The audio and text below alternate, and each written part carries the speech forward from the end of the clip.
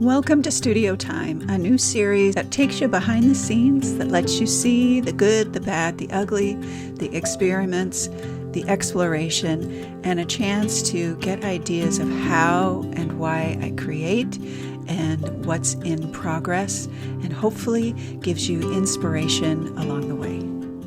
So today I want to talk about looking for clues, because I feel like I'm always looking for clues.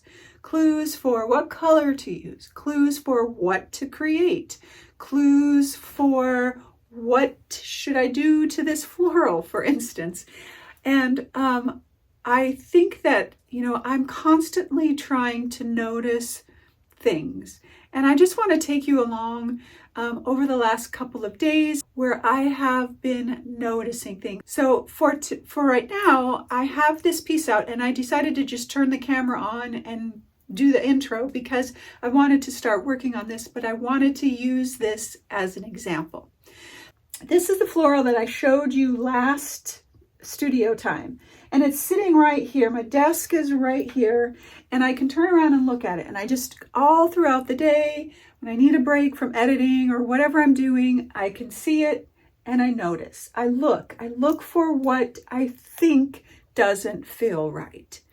And once I start noticing and finding some clues as to, I've got a lot of these big blue flowers that I don't really like. This flower doesn't feel right, whatever it might be. I start then looking for clues in other places. So I went to some of my other florals that I've created. I printed them out and I looked at the flowers that I absolutely love the most. And I cut them out and I put them up here to see if it makes a difference. And it made a huge difference. I suddenly now have some inspiration for this piece. And there's some things that I want to adjust around here, but that's the easy part. The other part was the florals. They were kind of weird. And I wanted it to be playful, but if playful doesn't work and I'm not feeling it, I need to make adjustments and look for new clues as to what I want to do. And I'm really excited about it. So, and like I've even got this little piece up here. This is a piece of book page for this because this flower feels like it needs something. And maybe it's this little bit of book page. And even just like looking at it in the camera gives me a different perspective. So taking pictures, filming what you've got, and then watching the film back is a really great way to get ideas or clues as to what you need to change or what colors you need to use, those kinds of things. I am going to put these flowers down just like they are. The vase I wasn't really crazy about, but as soon as I took a picture of it, with the exception of like I need to add some depth here, like light and shadow, I'm okay with the blue vase. I want to define some of the leaves. And I've done all of that by, bringing over pieces of paper and saying, does this look good? And so right now, so like underneath here was a blue flower, which I thought would be a good idea because I have a blue vase, but it all felt very, very blue. And as soon as I put this here, it just lightened it up. And then it was like, okay. I had too many things that were exactly the same. I had a bunch of circles round and round, and I have all these other little ones out here. But in the main section here, they were all kind of the same. And this one was just droopy. So I'm going to be working on this now. As I continue to film content for our studio time, I will report back as to what I have done. And the reason I'm saying that is because that will make me dive in. It will make me dive in. I've got a puppy dog dancing on my... it'll make me dive in and do the work. Sometimes we need some accountability to make us actually do it. All right, so I have been making changes to the painting that I started off our studio notes with.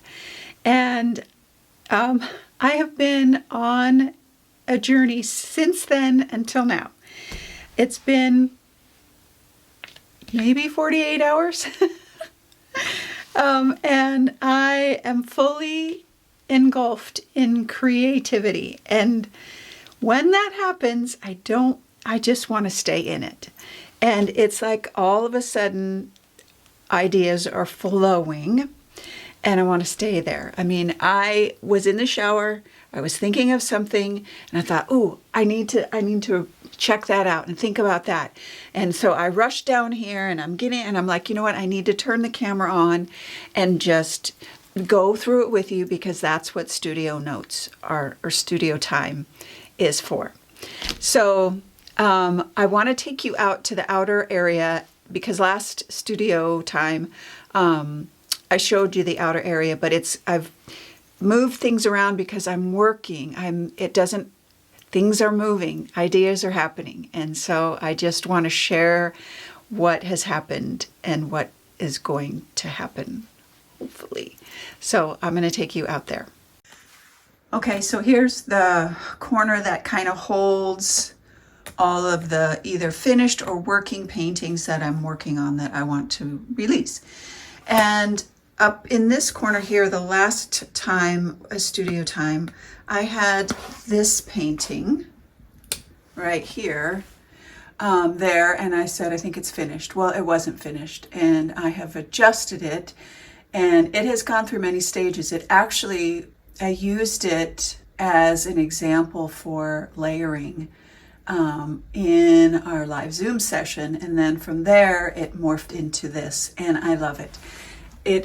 It has tell your story at the very bottom, and each one has a title, typically most of the time before I start, but I don't know if you can see the amount of texture that's on this one.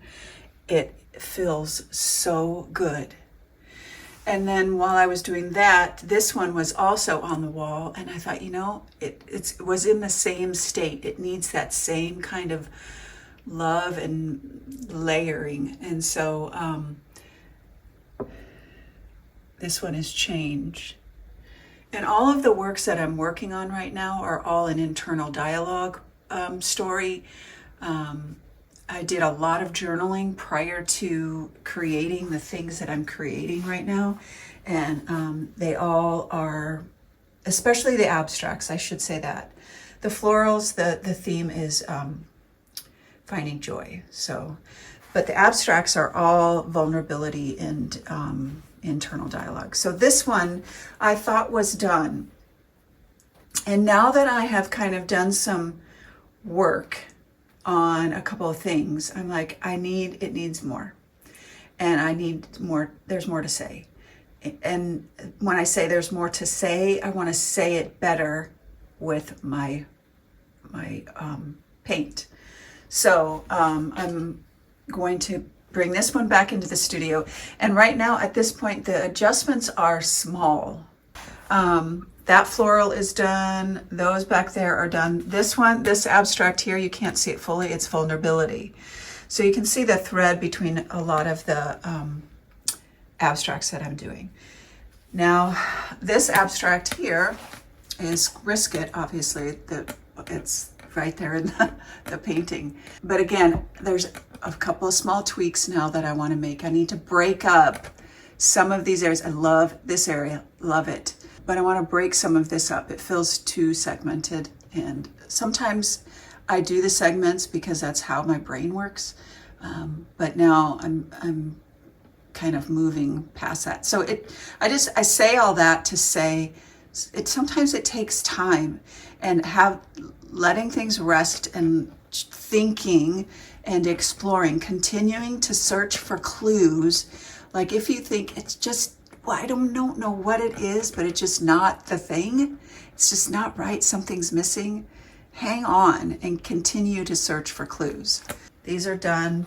This one here, I think after I show you what I'm doing and have been exploring, is gonna take a few adjustments. The others I'm really pretty happy with. Now this one, that's the one that I started this segment of studio, or this studio time with. and I love it. I love how it looks. And it was a journey to get here to this spot. And I just want to share a little bit of that journey with you. Now, let me take you back in. So it's just a disaster in here because this is the idea flowing state of things. It's just stuff is everywhere. And that is my happy place. So I'm going to share all of this happy place stuff with you in just a minute. Okay, so, and I just want to kind of take you on this journey of finding clues. And that's really our journey as artists, is always finding the clues to what we want to create, how we want to create it, and constantly looking for ideas, new ideas, or how to improve the ideas that we already have. So, with the florals specifically, I went to my books. I went to what I had around me, because right now it's not very pretty outside. It's not, flowers are not blooming. I can't, I can go online, but I love my books. So I pulled out my books and just started there. And then from there, I thought about the art that I've created, the florals that I've created, and I looked at the florals that I love that I have created. What do I love about them? And so let's just look at really quickly some of the books that I have. A lot of flower books because I haven't done many florals, and my style is changing. I want them to be more abstract and fun. But that doesn't mean that I can't take clues from the real thing. So this is called Flower Color Guide. And it just has like the best, it's simple for, flowers and their colors. It's just a single, picture of a flower, but it's really simple because sometimes I know I'll speak for me. Sometimes I get really stuck and do the same thing over and over again. And you can see that, like with the piece that I talked about where I put in different collaged flowers or flowers that I've created, how immediately it changed it. So having these kinds of resources around really, really help. This is On Flowers by Amy Merrick. And this is a really fun book because it's not only about flowers, but it's crafted really uniquely, like with vintage papers and different things like that. And that's one of the reasons why I love it. But it gives you floral arrangements. It talks about the different features and beauties of flowers and how flowers are represented in art and all different kinds of things. And I just love how she put it together. It's me. It feels very much me. But it's also a good reminder of the different things that can go into a floral arrangement. And we don't have to explain every little brushstroke that's in our floral arrangement, that this is a peony. It just has to resemble some type of flower, something in an arrangement. And so sometimes, especially for what I'm doing. If you're doing a very realistic thing, that's different. That's not how I create. But just how she has these photographed, it's so inspiring. But like this flower here would be a great example. Quick brushstrokes.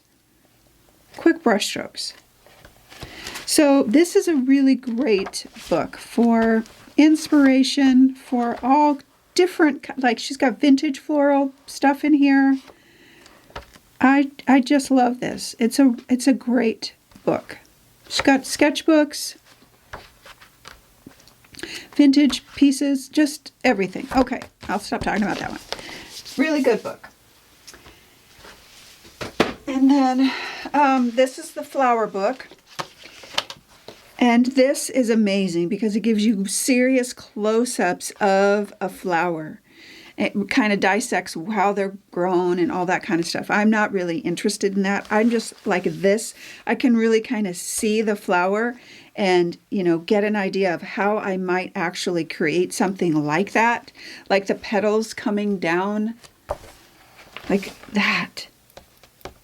I can see the brush strokes in it.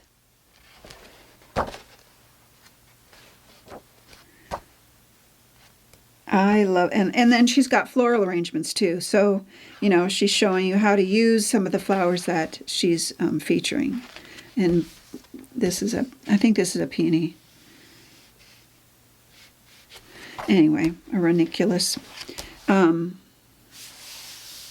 Love, like the layers, the petal layers. I love the close-up of it because I can really see the detail. Not that I'm into the detail, but it helps me paint anyway. So, really great book. And then, one of my all-time favorites, I have to get it off my shelf. It's a beast. This is by Pierre Rideau, and his work is honestly just unbelievable. Just look at this. Just this alone, this cover, like I can do that, but I don't think about it in the middle of me creating. Like this is a simple floral. Simple. But in here, it's got all of his drawings. And you can see I've taken some out to use for examples. But simple florals. I love these. One, because they're vintage. So these are the ones I've taken out. And then it's just packed full of his drawings, sketchings, paintings. I love this book. It wasn't cheap, I'm not gonna lie. Look at that. But he painted a lot of different things. I think he's most known for his florals. Look at. And it just helps me see new ideas for my semi-abstract, like that one right there, that color right there. Woo. Anyway, just stops me, just honestly. So anyway, once I went on this excavation, look at this, but just this cover alone just makes me happy. So, search for clues. Continue to search for clues whenever you're stuck. Don't think, I think often, I can get down on myself too. Not so much anymore, but when I first started creating, I thought, I just don't have any ideas. I must not be good at this. And that is not a truth you need to be telling yourself, because everyone, the best artists, continue to search. They may be shifting and changing in their styles or whatever, and they continue to find the path and the direction. And it takes time. It takes a lot of trial and error and a lot of painting redos and all of those kinds of things. That was, I should tell you this too. So then I started printing out some of the vintage papers that I have in my collage library. And these are really amazing and simple. And these are things that I could cut out and I would paint over them and use them like I did in the example in the opening, where I kind of taped them to the piece. These are things that I could do, and I would paint over them and make them, more my own. And that is an easy way to get ideas. Or even just cut them out and put them up and say, okay, that's the color, that's the shape of flower, that's the whatever it is. It's a giant mystery, our creative time. And then the other thing too, now that I want to do, is I have a couple things that I'm going to share with you. So now because I'm thinking about, doing florals and putting them on my pieces and, you know, maybe collaging them in, or at least seeing like, okay, that's the style that I want. I thought, why not get out my stencils and just, this is packing material. It's like kind of a heavier newsprint. It's what we use to pack our prints and stuff. And I've just grabbed some stencils because I have a ton, and all I need to do is I need to just start stenciling them out in a variety of colors. And I'm not going to do it with you. Let's see, I'm going to do this one. And the reason I'm doing it on this packing material is because I can just do a whole bunch. It's not precious. I'm not making a masterpiece or anything like that. I need to get ideas. And when the idea happens and I'm like, okay, this is something that I want to pursue, then I can get a little bit more serious about it. But honestly, the less serious we can take our work, the better it will be. I'm not kidding. Because the sooner we start getting precious about anything, that's why half of my pieces have sat over there, because I'm like, I want it to be perfect. And really what I want is I want it to be mine, and I want it to convey the message that I want. And now I can come in with a color or white or whatever color I choose and make it more my own. So I can, you know, kind of come in and give me those brush strokes that I want. Kind of close up some of those gaps. And I can, you know, add even some different color to it. And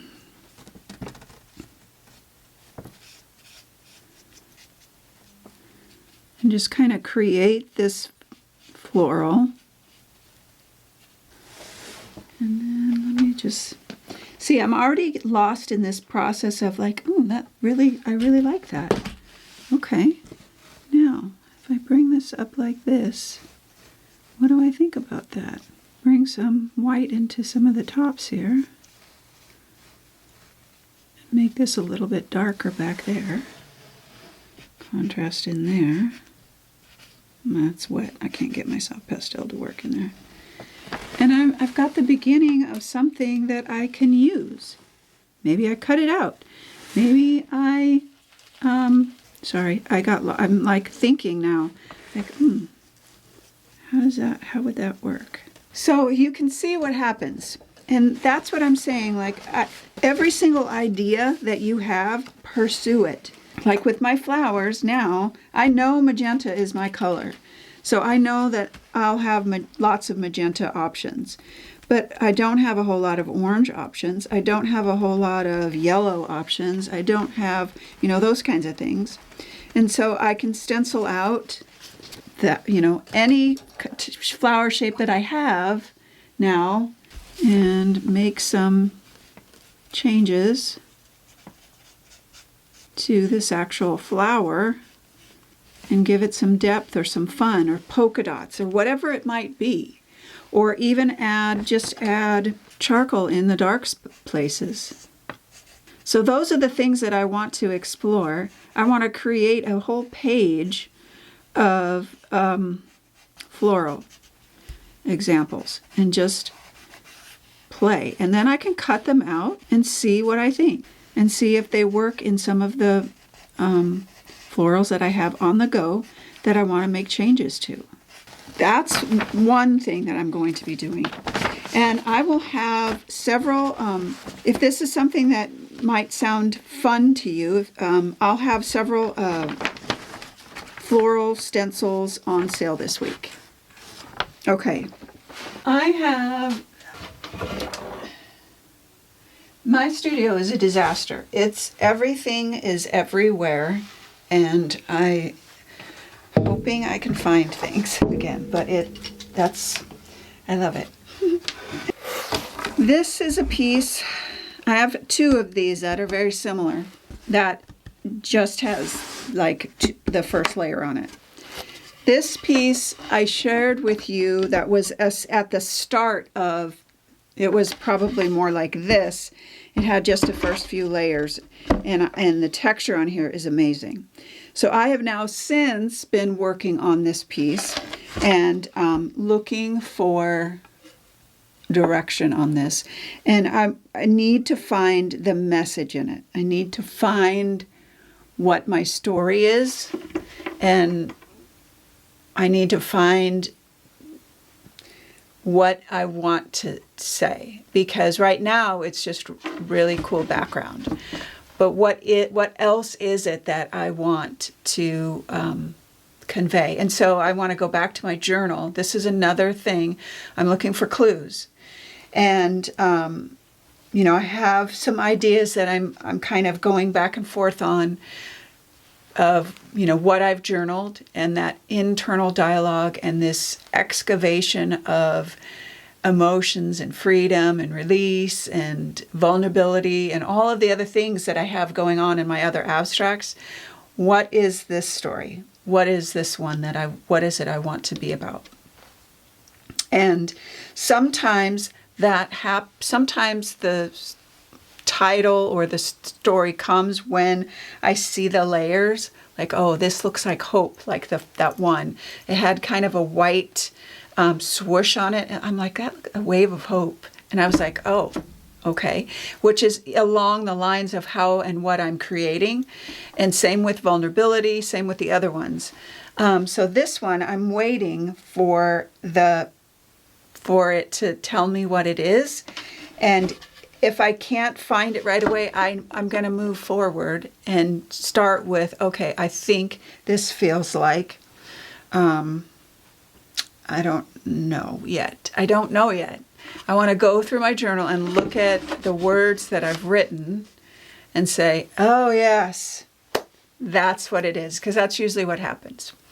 So, but I'm still kind of waiting to see where this is going to go. This is yummy.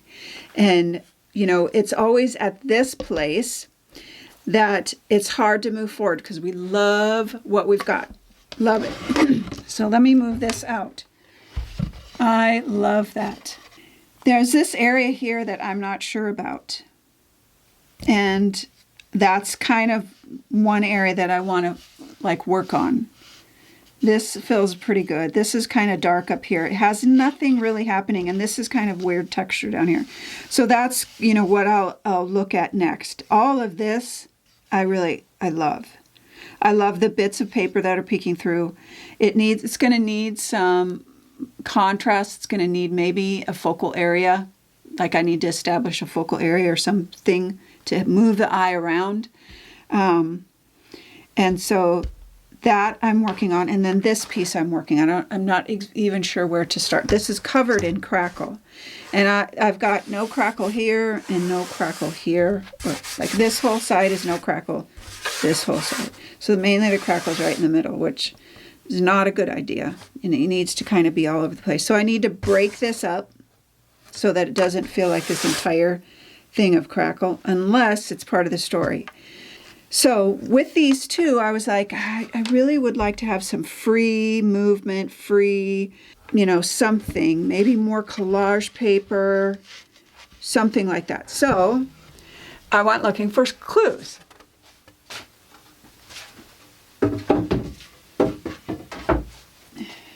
And I go a lot of times to my journals. Most of the time to my journals or previous work that I've created.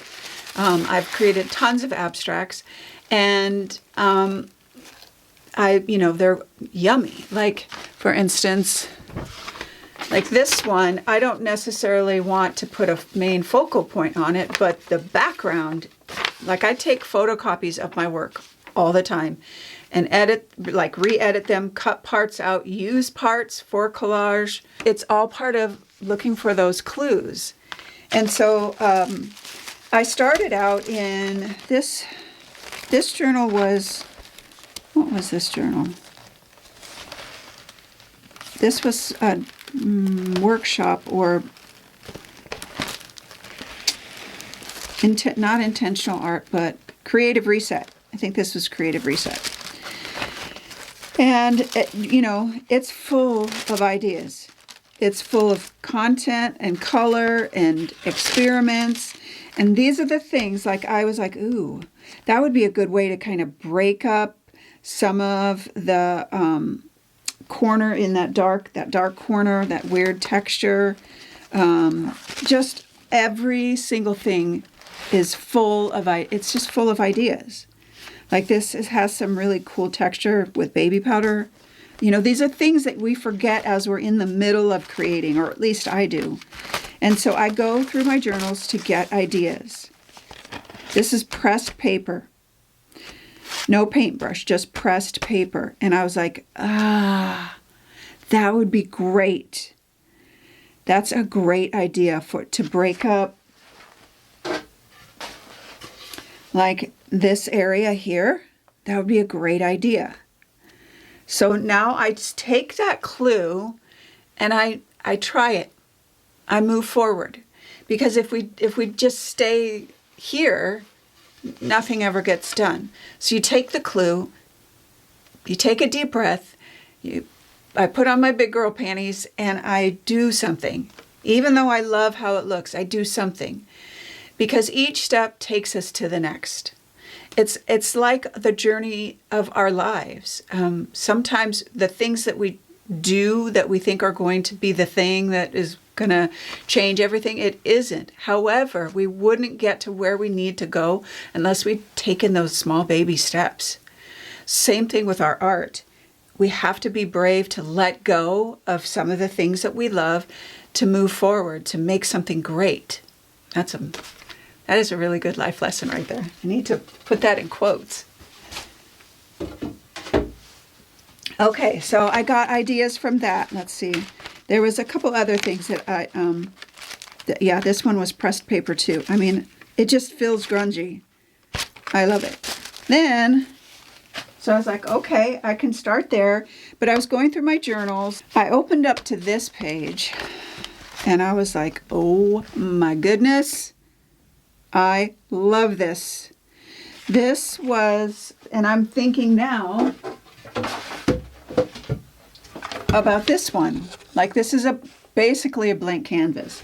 This would be a great way to start the layering process with that, especially with the crackle. And so this was done on raw paper, and this was done on gessoed paper, right in my journal.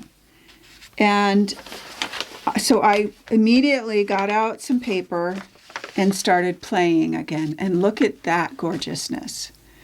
And I love how it looks more so on the paper than on it just feels more rustic and faded. And so I was like, okay, this would be like a fantastic, like I've got this really cool collage piece right here.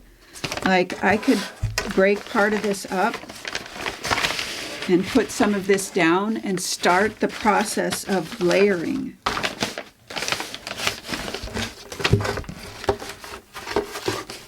I can see it. I can see it. I can see it. So that was a thought. It was another clue. Another clue. Then, as I was turning the page and going through all of my ideas, I'm like, collages, it is my home. Everything has paper in it. And part of the reason is because of the story. It starts my story.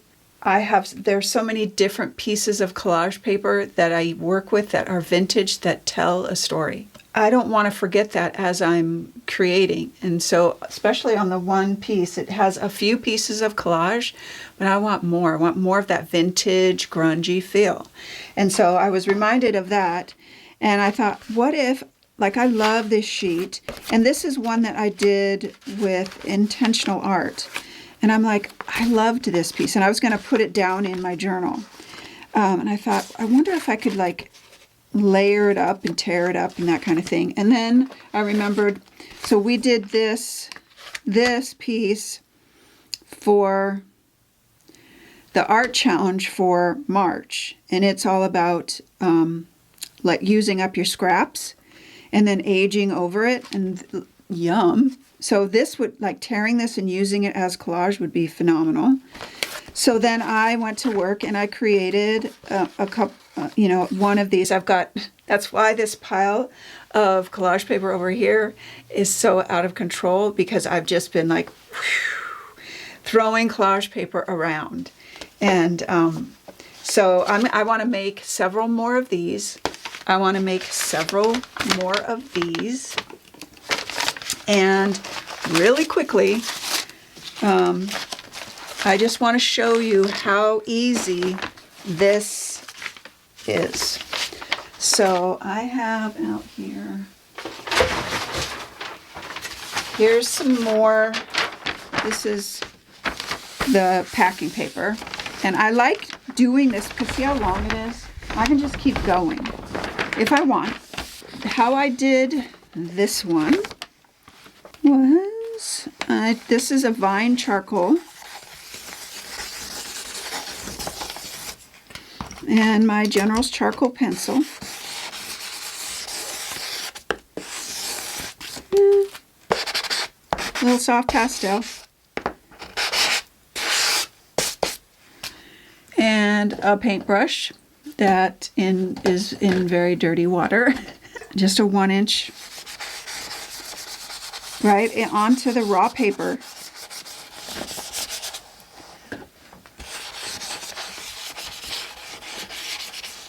And then I'm going to grab a little gesso and I'm going to come in and start just making some mess. There's nothing orderly about this at all.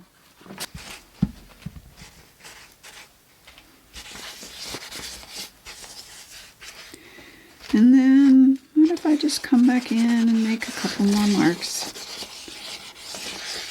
Where'd my soft pastel go? Let's put a little bit more in here.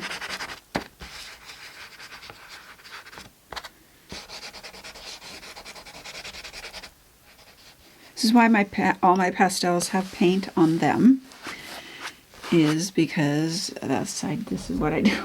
I have some transparent raw umber and I have some carbon black out here.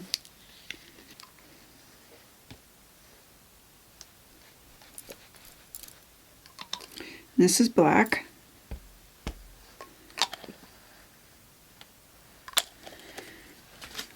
And I'll just come in.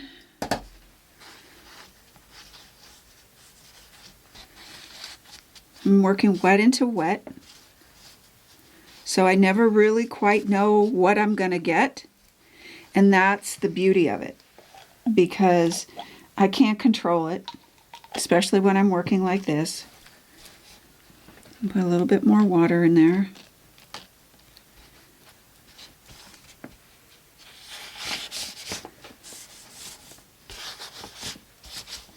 And then I've got some raw umber. And yes, my paper's wrinkling and it all works out.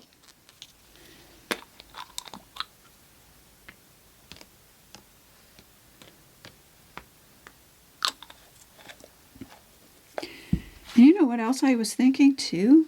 I could even, so like I want it to move. I don't want it to feel on purpose for anything.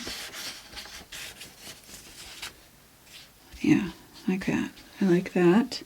That feels really good. And then I can come back in if I feel like it and add some bits of white. You know, looking for contrast or something.